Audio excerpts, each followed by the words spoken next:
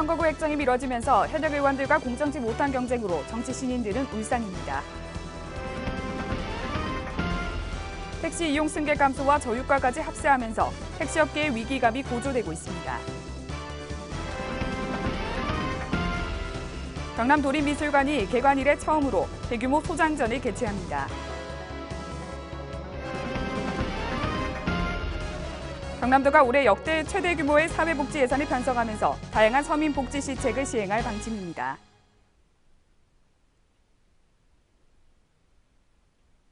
시청자 여러분 안녕하십니까? 하나뉴스입니다.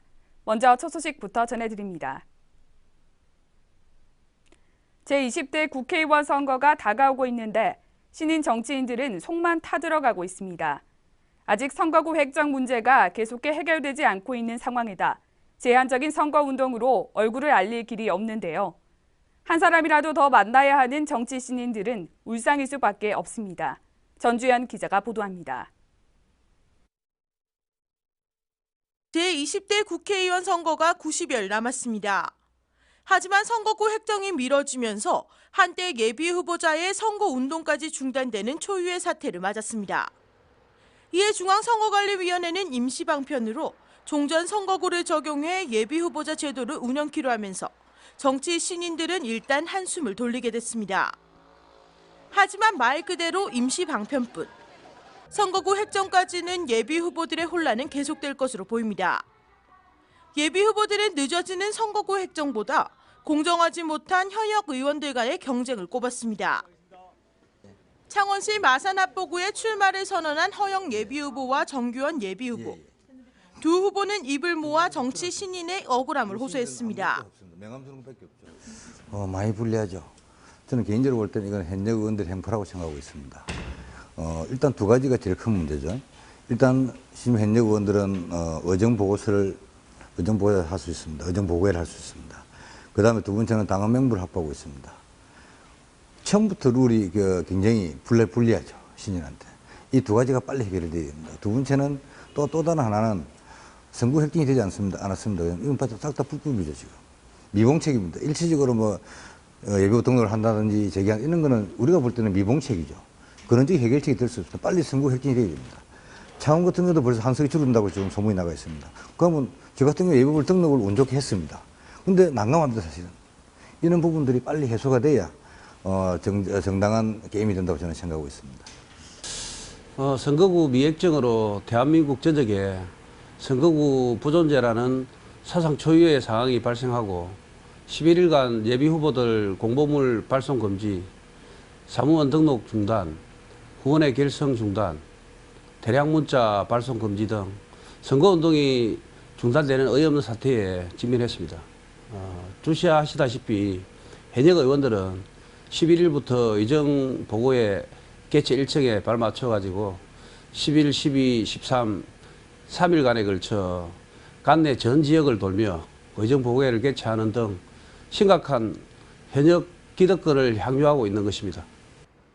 선관위 비상대책으로 최악의 상황은 피했지만 출발선 자체가 다르기 때문에 공정한 룰 마련이 시급한 상황입니다.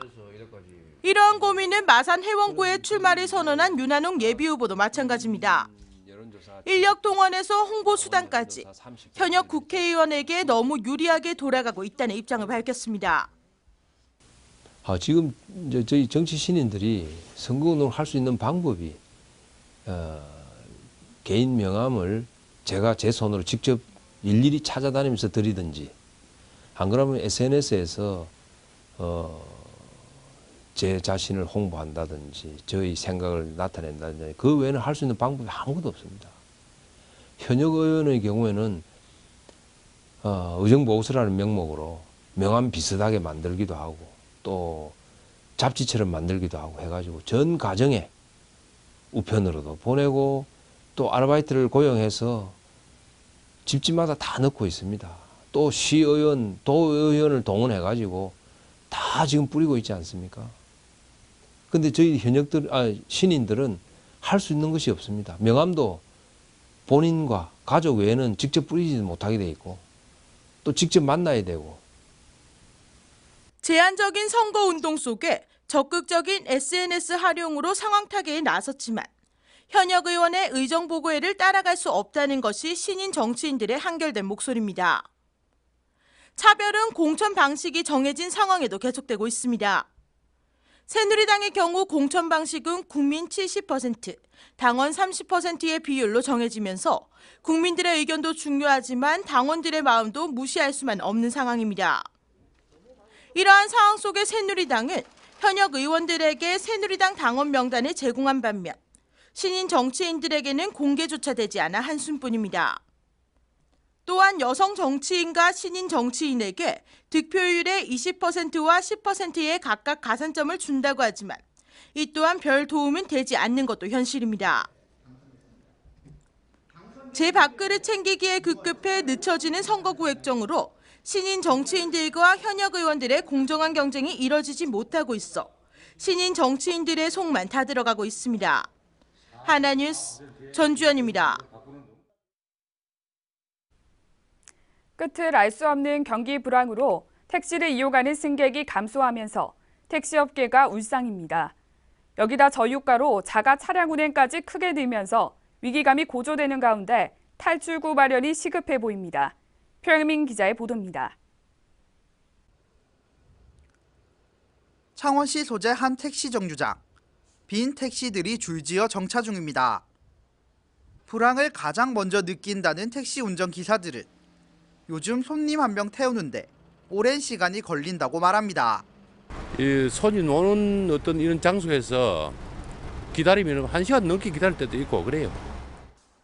지역 경기 침체가 이어지면서 서민들은 택시보다 버스 이용을 선호하고 있는 데다 엎친 데 덮친 격으로 경남의 기름값이 1,200원대에 재진입하면서 여유가 있는 사람들은 자가 차량을 이용하는 상황입니다. 결국 버스 아니면 자가 차량으로 양분화되면서 택시의 설 자리가 점점 줄어들고 있습니다. 버스 타고 내 차 타고 그런데 택시는 탈 일이 없죠. 또한 지역마다 인구 대비 넘쳐나는 택시들로 치열한 경쟁이 발생하며 이로 인한 피해도 발생하고 있습니다. 이에 정부가 과열 경쟁을 해소하겠다며 2010년부터 감차 제도를 실시했지만 최근 5년간 줄어든 택시는 1000여 대에 불과해 효과가 미비한 상태입니다. 이는 실거래가의 5분의 1 수준으로 차를 사들이기 때문에 보상 현실화가 시급한 실정입니다. 국토교통부도 2015년 택시 감차 사업 기간을 기존 10년에서 20년으로 연장하는 등 대책 마련에 나서고 있지만 감차 외 별다른 대책이 없는 상황입니다. 좀처럼 탈출구가 보이지 않는 택시업계의 불황의 굴은 당분간 더 깊어질 것으로 보입니다. 하나뉴스 표영민입니다. 경남 도림미술관이 개관 이래 처음으로 대규모 소장전을 개최합니다. 2004년 개관 이후 현재까지 수집한 소장품 1,237점 중 150여 점이 전시됐다고 하는데요. 이만희 기자가 보도합니다. 초대형 작품들이 전시실을 채웠습니다. 김창락 작가의 고향의 봄은 도지사 공간 회의실에 걸렸던 작품입니다. 정문영 작가의 여일, 연은 도미노 리층 대회의실 양쪽에 전시된 후 2013년 도림미술관 소장품으로 관리, 전환됐습니다. 이렇게 초대형 작품들이 전시된 1전시실의 주제는 위대한 경남. 경남 도림미술관이 개관 이래 처음으로 미술관 전층에서 대규모 소장전을 진행합니다. 이 소장품 기획전의 타이틀은 브라보 경남. 지난해 7월 발표된 경상남도의 새로운 슬로건과 같습니다. 당당한 경남을 주제로 하는 이 전시실은 한국 미술의 밑거름이 된 경남 활동 작가의 작품들이 전시돼 있습니다. 3전시실에는 빛나는 경남을 주제로 경남에서 출생하여 활동 지역을 세계로 넓힌 작가들의 작품을 만나볼 수 있습니다. 경남 도림미술관은 2004년에 개관했는데요. 소장품 수집은 개관 이전인 2000년부터 해왔습니다. 그래서 현재 1237점의 소장품이 있는데 전시장 하나 정도 쓰는 그 신소장품 전시 매년 해오다가 소장품을 가지고 기획 전시를 한 건 이번이 처음입니다. 그래서 브라보 경남이라고 하는 기획 전시를 마련하게 됐습니다. 전시는 3월 2일까지 계속되며 경남 미술의 정체성을 찾아보고 싶으신 분들은 이 기간 경남 도립미술관을 꼭 방문해 보시길 바랍니다. 하나뉴스 임하늘입니다. 경상남도가 사회적 약자와 서민들에게 기회와 희망을 주는 복지 정책에 박차를 가하며 서민들이 행복한 경상남도를 만드는 데 적극 노력하고 있습니다. 경남도는 올해 역대 최대인 2조 5,316억 원의 사회복지 예산을 편성하면서 저소득 독거 어르신들을 위한 다양한 사업과 여성이 행복한 여성복지사업, 서민자녀 4단계 지원 사업을 확대하는 등 그동안 복지 혜택이 미치지 못했던 곳과 계층을 찾아 지원하는 다양한 서민복지 시책을 시행할 방침입니다. 도는 지난해 서민을 위한 복지 정책의 성과를 바탕으로 서민에게 기회를 더 줄 수 있는 사회, 개천에서 용인할 수 있는 사회가 될 수 있도록 필요한 곳에 필요한 복지를 더욱 확대해 나갈 계획입니다. 경남도의회는 학교 밖 청소년 지원에 관한 법률 시행에 따른 후속 조치로 기존 관련 조례를 학교 밖 청소년 지원 조례로 개정해 제정한다고 밝혔습니다. 개정되는 조례는 도지사가 학교 밖 청소년에 대한 사회적 차별과 편견을 막고 유해한 환경으로부터 보호하며 특성에 맞는 사회적 교육적 지원을 하는 데 필요한 행정적 재정적 방안을 마련하도록 하는 것입니다. 이를 위해 학교 밖 청소년 지원센터 설치와 지역사회 청소년 통합 지원 체계를 구성하는 기관과 연계 협력하는 규정도 만들어집니다. 이 조례안은 11일 상임위원회 심사에서 원안 통과됐으며 오는 14일 본회의 의결을 거칠 예정입니다. 창원시의 국민연금 수급자 수가 72,261명으로 전국 기초자치단체 가운데 국민연금을 가장 많이 받고 있는 것으로 나타났습니다. 월 평균 국민연금 수령액은 도내에서 거제시가 40만 6천 원으로 가장 많았고 창원시가 38만 원, 양산이 34만 7천 원으로 뒤를 이었습니다. 또한 국민연금공단 부산지역본부에서 밝힌 국민연금 100세 이상 수급자는 경남에서 3명, 부산 2명, 울산 1명으로 나타났으며 앞으로 100세 이상 수급자는 수년 내 급격히 증가할 것으로 내다봤습니다. 거제경찰서가 자전거와 오토바이 절도를 예방하기 위한 TF팀을 구성했습니다. 거제에서는 지난해 총 1,511건의 절도가 발생했고 그중 자전거와 오토바이 절도가 30.2%를 차지하는 457건이나 됐습니다. TF팀은 거제경찰서 생활안전과장을 위원장으로 생활안전계장, 수사지원팀장, 생활범죄수사팀장 등 총 9명으로 구성된 것으로 알려졌습니다. 거제경찰서는 1월 중 기본 계획을 마련해 거제시청, 삼성중공업, 대우조선해양 등이 참여하는 협의체 구성을 시작으로 다양한 시책을 발굴해 예방 대책을 마련할 계획이라고 밝혔습니다. 창원시 마산회원구 국회의원 출마를 선언한 윤한홍 전 행정부지사가 일각에서 제기한 MCT 공약 반론에 대한 입장을 발표했습니다.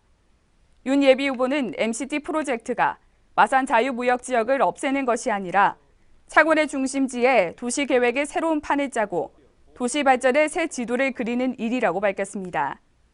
또한 반론으로 제기되고 있는 자유무역지역 이전을 위한 정부의 승인 여부와 입주업체 이전에 따른 이해관계 등 회의적인 비판에 대한 해명의 시간도 가졌습니다. 한편 윤 예비후보가 공약한 MCT 사업은 현 마산 자유무역지역을 이전시키고 이 자리에 관광과 문화, 아울렛, 호텔, 주거단지 등을 조성하는 사업입니다. 창원시 마산하포구는 동절기 독거노인 보호 강화를 위한 노인 돌봄 종사자 다짐 대회를 13일 개최했습니다. 이날 모인 노인 돌봄 봉사자들은 노인 돌봄 종사자 다짐 서약서를 낭독하며 어르신들의 안부와 건강을 책임질 것을 약속하는 시간을 가졌습니다. 특히 동절기를 맞아 폭설, 한파특보 발령 등에 대비해 어르신들의 안전을 수시로 확인하고 독거 어르신 방문 시 출타 신고 없이 부재 중일 경우 즉시 해당 면동으로 보고할 계획입니다. 한편 이번 다짐 대회를 통해 독거 어르신의 피해 발생 예방은 물론 돌봄 종사자들의 처우 개선을 위한 다양한 의견들이 오고 갔습니다.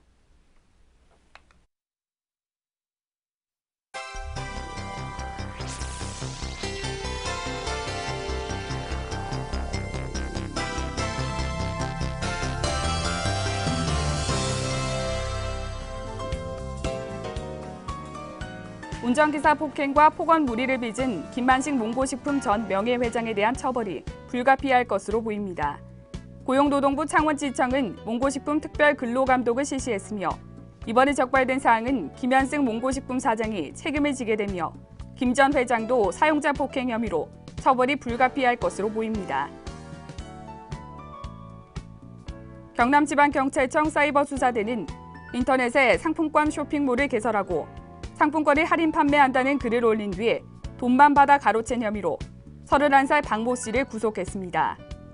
경찰 조사 결과 박 씨는 상품권을 주문한 사람들에게 돈만 받고 상품권을 보내지 않는 방법으로 총 372명으로부터 3억 9천만 원을 가로챈 것으로 드러났습니다.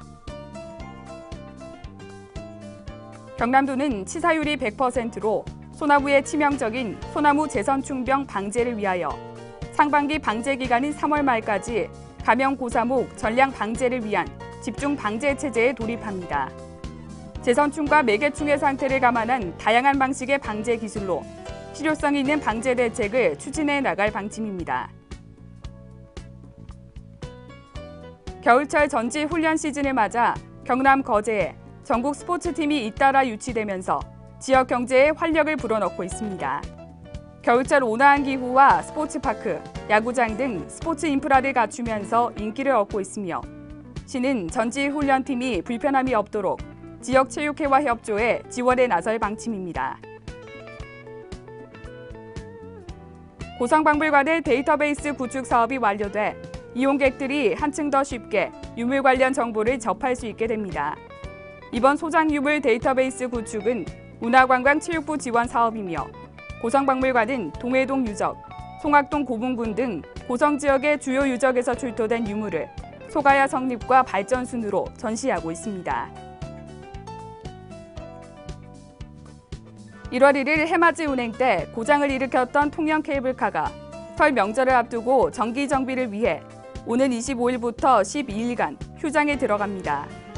메인 감속기와 전동기 교체, 삭도시설 정기 검사, 상부 역사 철골 도장 공사 등에 대해 점검에 들어갑니다.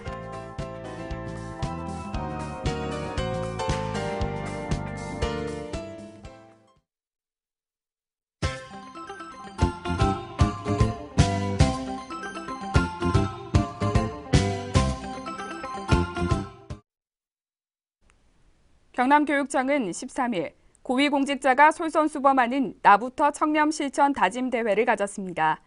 박종훈 교육감은 이번 대회에서 청렴도만큼은 직접 챙길 것을 다짐했으며 이번 다짐 대회를 계기로 관행의 제로화를 선언한다고 전했습니다. 거제시는 일과 가정을 조화롭게 병행할 수 있는 가족 친화적 직장 문화 조성에 노력을 기울인 결과 여성가족부가 인정하는 가족 친화 기관으로 선정됐습니다. 권민호 거제시장은 가족 친화 인증을 계기로 지역의 공공기관과 기업에서도 일가정 양립과 직장 분위기가 전파되길 기대한다고 전했습니다. 통영시 보건소는 저소득 어르신 인공관절 수술비 사업 추진에 따른 지역 내 참여 의료기관 6개소를 확정하고 사업 추진에 들어갑니다. 지원 대상은 만 60세 이상의 기초생활보장 수급권자 및 차상위 계층과 건강보험 하위 50% 이하의 노인으로 만성 퇴행성 관절염인 경우만 적용됩니다. 고성군은 11일부터 13일까지 관내 사례관리 대상 21가구를 방문해 생활용품을 전달하며 격려했습니다. 이날 방문은 통합사례관리 대상 가구의 동절기 생활 안정을 지원하고 안전관리 대책을 점검하기 위해 마련됐습니다.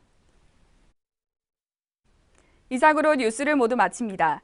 시청해주신 여러분 고맙습니다.